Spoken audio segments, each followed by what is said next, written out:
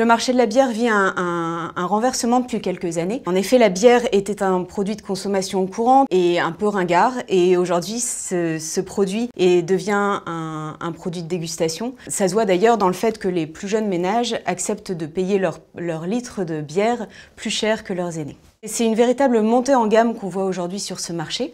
Avec l'apparition de bières artisanales. Donc ça a été devancé par les craft beer aux États-Unis.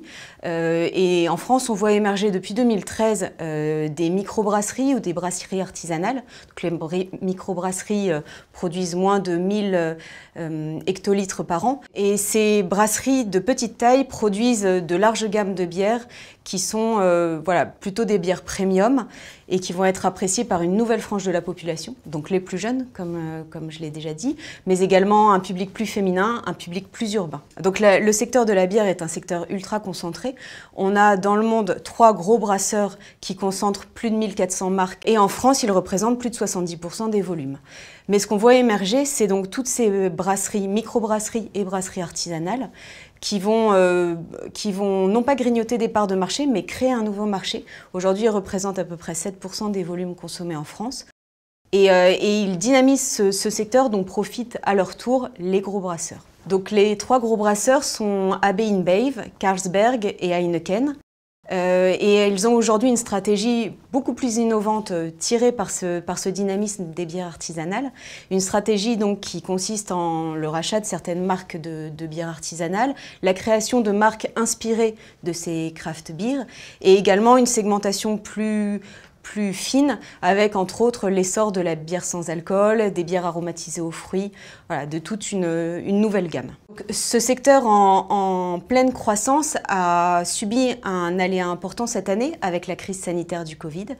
La bière étant un produit très saisonnier et lié à la convivialité, le confinement a été très dommageable à ce secteur et on a vu s'effondrer les ventes avec un chiffre d'affaires qui a diminué de 20 à 30% pendant le confinement. À la suite du déconfinement, la consommation de bière a augmenté à nouveau, avec des incertitudes liées à l'annulation de certains festivals, à une reprise en demi-teinte sur la consommation hors domicile.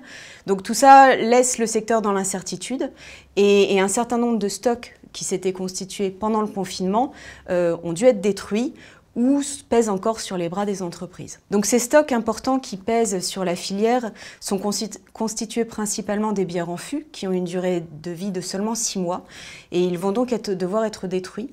Ils ont été évalués environ à 10 millions de litres par la filière et celle-ci a sollicité un fonds d'aide pour financer la destruction de ces stocks et l'État a aujourd'hui alloué 4,5 millions d'euros pour la destruction de ces stocks. Alors les acteurs qui devraient être le plus impactés par le Covid sont les brasseurs indépendants.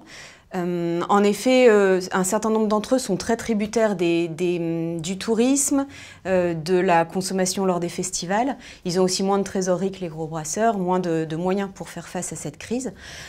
Du coup, leur syndicat a appelé à l'aide en demandant des soutiens forts de leurs clients, donc les bars, restaurants, les cafés, entre autres pour éviter que se mettent en place ce qu'on appelle les prêts brasseurs, et qui sont des prêts alloués par les gros brasseurs en échange du monopole sur leur carte des boissons, et ce qui empêcherait les brasseurs indépendants d'avoir accès à ce marché. Ils ont aussi demandé de l'aide pour développer le biérotourisme et l'accueil dans les brasseries afin de développer la vente directe et de pouvoir soutenir la relance de leur vente. Donc ces brasseurs indépendants ont été les principales victimes du confinement. Ils évaluent environ à 50% la perte de chiffre d'affaires annuel cette année. Et aujourd'hui, leur avenir est vraiment tributaire de la relance de la consommation dans les lieux de consommation hors domicile. Donc ça va beaucoup dépendre de la suite de l'état sanitaire de notre pays et de la possibilité d'aller consommer de nouveau et de réouvrir les événements et les rencontres à l'extérieur.